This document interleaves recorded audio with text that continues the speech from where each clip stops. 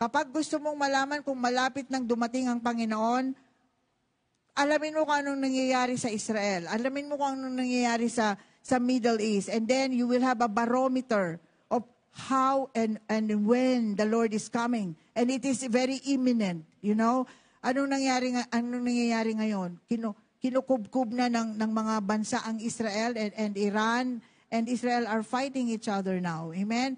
Bagamat ang Israel, nobody and nothing can defeat Israel. Pero darating ang puntong magiging, ang laban ng Israel ay napakabigat na ang Diyos mismo ang kinakailangang bumaba para siya ipaglaban at ipagtanggol.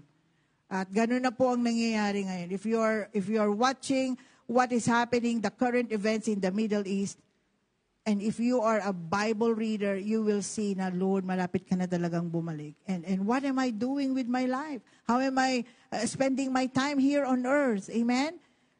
Paano ko ginagamit ang buhay ko kung alam kong malapit nang dumating ang Panginoon? Am I still wasting my energy and time and money on nonsense things? Am I still wasting my time, money, and energy on things that do not matter to God, that do not matter in heaven? Amen? If we know that God's return is imminent, His second coming is imminent, ano po ang gagawin natin sa buhay natin? How are we going to spend our life on earth?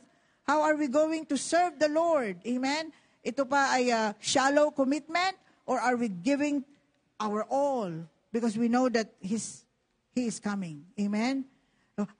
What are you doing? Are you saving a lot of money? Saving a lot of money in your bank account. Hindi po masama iyon. Pero kung alam mong darating na si Antikristo, para kang nag-save ng money para kay Antikristo. Kasi kung mararapture ka, maiiwan mo yun eh. Amen?